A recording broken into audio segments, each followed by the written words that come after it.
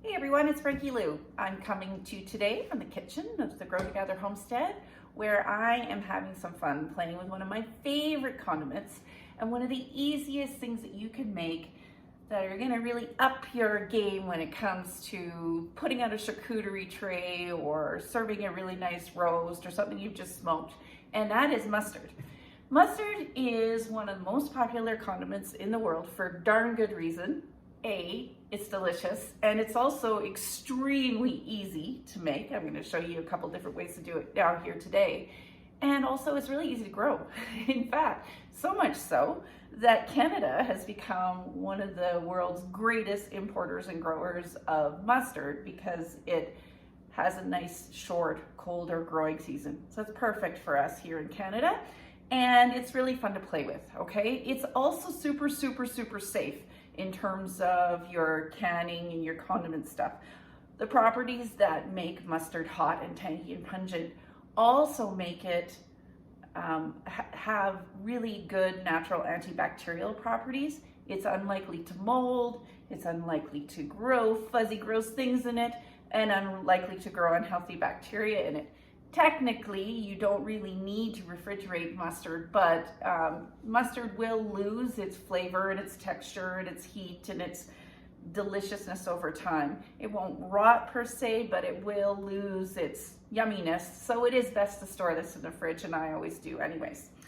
I'm going to show you how easy this is today. I hope that you will take this method I'm going to show you and play with it and come up with your own combinations, because as I'm going through it, I'm going to explain to you some of the ratios and how I create my different mustards. But I really, really don't want you to just replicate what I do. I really want you to play with your own, because it's also super, super fun. Like, it's pretty neat when you put something out and say, oh yes, I made that mustard myself with a nice little combo of apple cider vinegar and beer, or it can be super fun. So let's get started today. What are the main ingredients required for mustard? Well, it depends on what you are trying to create. If you just want to create a simple paste, it couldn't be easier, seriously. Okay, what you're going to want to do then is you're just going to want to get some mustard powder. Import section, once again, is your friend here, because you can buy nice bigger bags of mustard powder, powdered mustard, for like a third of what you're going to pay for in your standard grocery store aisle. Okay, so I have probably about half a cup of mustard powder here, and I'm going to add, if I wanted to make a paste with this, I would just add cold water. This is the thing about mustards, that very thing that gives it that sharp, yummy, pungent taste. It's the same thing that's in horseradish. It's the same thing that's in garlic. It's the same thing in wasabi. You know, that's the thing that makes you tingle up the top of your nose. I'm going to try to say that compound right now, and I'm sure I've got it wrong, so please don't butcher me if I do. They're called isocyanates, I think. That's how it's said. I've never heard it said. I've only ever seen it written out. And that's the thing that, as with horseradish, and if you haven't made horseradish yet or used it or grown it, there's a whole other video for that on my channel that you can look up. It is what makes it hot, and it reacts with heat and acid. The more heat or acid that you introduce to that isocyanate, the less hot it's going to be. Okay, so this might seem counterintuitive, but if you want a really sharp, pungent mustard, use cold liquids. Okay, if you really want a sharp, pungent mustard, use less acid. All right, so the sharpest mustard you can create is just using straight old mustard powder and cold water. Okay, so I actually am going to create some grainy mustard today, which requires some time. When you create a paste like this, though, honestly, you can put this on the table right away, all right? And you can then refrigerate it for as long as you like after. I'm going to add a little bit of cold water to this until I get the consistency I want. I feel silly even talking about this because it's so darn easy, okay? And this is what you get. See, mustard, all right? See, we got some nice mustard here. This is what you get when you get a nice yellow mustard powder and you just add water to it. I can use that right away. It is very hot and spicy. Okay? Simple, simple, simple. If you want it to be brighter in color and have another completely different component of flavor to it, add a little bit of turmeric. Okay? Turmeric. I'm going to add it just so you can see. Turmeric is the spice that is used to create that traditional yellow mustard, American mustard that you eat on hot dogs. Mustard itself, as you can see, has quite a sort of pale color, but you add very little of this. Turmeric is, be careful if you are using turmeric. It stains things immensely. And if you want to have a sharper color, so I'm going to add less than a teaspoon of that. Stir it in. And I'm going to get a more intense color. It also will add another different flavor to it. And that is a very, very simple preparation that you can prepare right away. Okay? Now, that's fun, but where I really have fun with making mustards and where you get to be super creative is by creating deli-style grainy mustards. As the name implies, you want to use whole grains for this. You're not going to be using the powdered mustard. You're going to be using whole grains. And we have some options here. Now, traditionally, a lot of folks know about the good old yellow mustard grains, okay? I'll show a picture of that here. Yes, it's wonderful to use, and I'm going to use about half of that in this recipe. But that is actually one of the milder forms of mustard. You can also get brown and black mustard. I'm going to use some black today. Picture of that too. These are a little bit more pungent, have a little bit more heat. And honestly, when it comes to creating a grain mustard, it's nice to see the different colors in there as well. So a lot of the ones that you'll see in the store are a mix of traditional yellow mustard grains and either black or brown mustard grains. Once again, best source for these is in your imports section, because you can get nice big bags of it for a few bucks, okay, compared to little jars. So I do buy these at the import section of my superstore, and I'm going to make some whole grain mustard here for you today. So that's the grain part. You want to use grain. Now, as I said earlier, those chemical compounds that are within mustard are affected very much by both the temperature and the acidity of the liquids that you're going to use. What we're going to do is we're going to soak some mustard seeds in liquid for a few days, and then we're going to mash it up a little bit to make the mustard. Now you have a whole bunch of really fun choices in terms of what you can use to create a special flavor profile that's just your own for your mustards. I usually use a mixture of a vinegar and another fluid, and I like to use wine. I like to use apple cider. I'm a celiac, so I don't do this, but a lot of people really love to make their own beer mustard as well. Okay, so let me show you the ratio that I'm going to use today to create this deli mustard. And this is a pretty standard ratio that you can get away with and play with all those different flavor profiles that you want to add in terms of grains and fluids that you can mix together. So what I'm going to use today is a mix of the yellow and the black mustard. I'm going to use 2/3 of a cup of each. Okay, I'm going to place that in. I've got a nice clean sterilized jar here. I'm going to add 2/3 of a cup of my black mustard seed and 2/3 of a cup of my yellow mustard seed.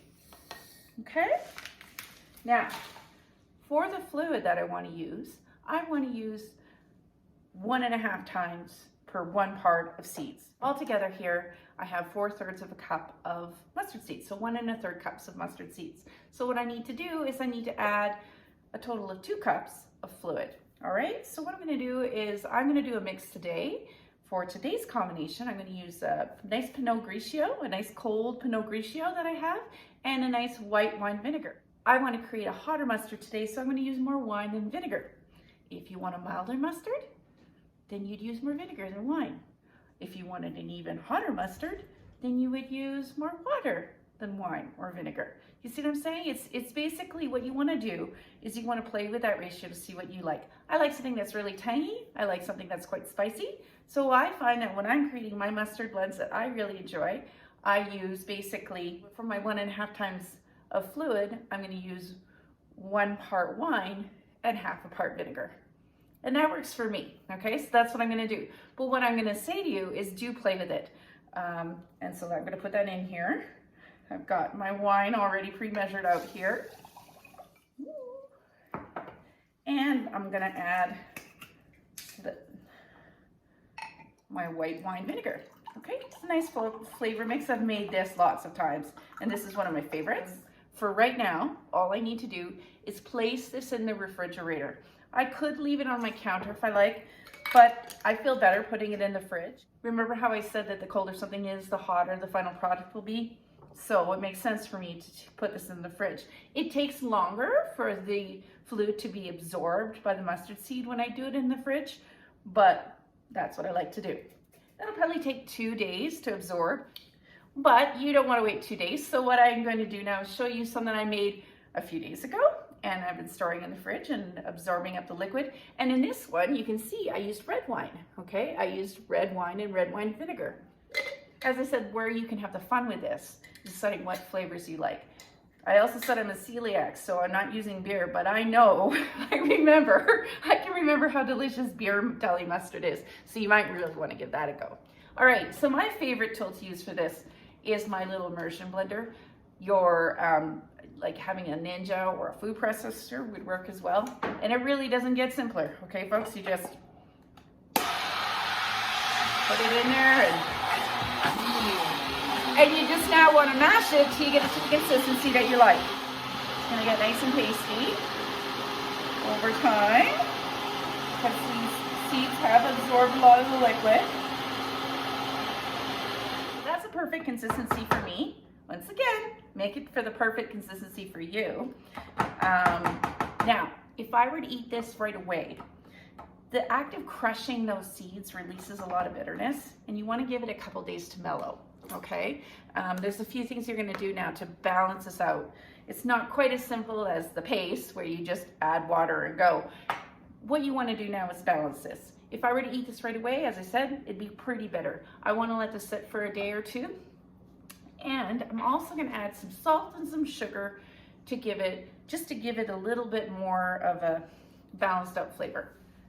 So with the ratios that I've given you for this particular recipe, you're going to end up with about 2 1/4, 2 1/3 cups worth of mustard, okay, a nice mustard. So I find that for that, to get the right flavor balance, I'm going to add 1 teaspoon of salt. I like things salty. You might want to add less. And I'm going to add about 3 tablespoons of sugar. So once again, those ratios: 1 part mustard grade, 1.5 part, 1.5 part liquids. Once you've let it absorb and you've mashed it up, you want to let it rest for a couple of days, and you're going to add some salt and sugar. If you want to make a sweet and sour mustard, you're going to add more sugar than I'm adding. I find that 3 tablespoons is the right amount for just over 2 cups of mustard. If you use the ratio that I did today, yes, which is a cup and a third of mustard to 2 cups of fluid, you're going to need to add about a teaspoon of salt and 3 tablespoons of some type of sweetener. You can also mess with that. You can play with that. You could add maple syrup if you want, make a maple mustard. You could add honey, okay, that'd be delicious. You could also at this point add a lot of other flavors into there. I've made mustard with sage, made mustard with rosemary, made mustard with garlic, made mustard with horseradish. It's up to you. Play with it. It'll store in the fridge for a long time, okay? As long as you try to stop cross-contamination happening from introducing things. I'm gonna let this rest in the fridge for about 2 days, and then it's ready to go. You could water bath can this, but when you do that, what are you doing? You're introducing heat, and that's going to remove a lot of that intensity of flavor. So this is one of those things, like with my fermented canning projects, that I actually do like to store in the fridge, and I just make it frequently. Like I'm gonna go and give some to my wonderful neighbor who helped me with my driveway today. Okay, it only takes a few days to make. It's wonderful. I hope you'll play with it, and I hope you'll make your own special flavor combinations, because like I said, it's one of those things that's really, really rewarding. You've created a big, wonderful charcuterie tray, and you've gathered it all together, and you got your own mustard on there. That's kind of special. Makes a wonderful hostess gift over Christmas time. There's lots of things that you can do with it.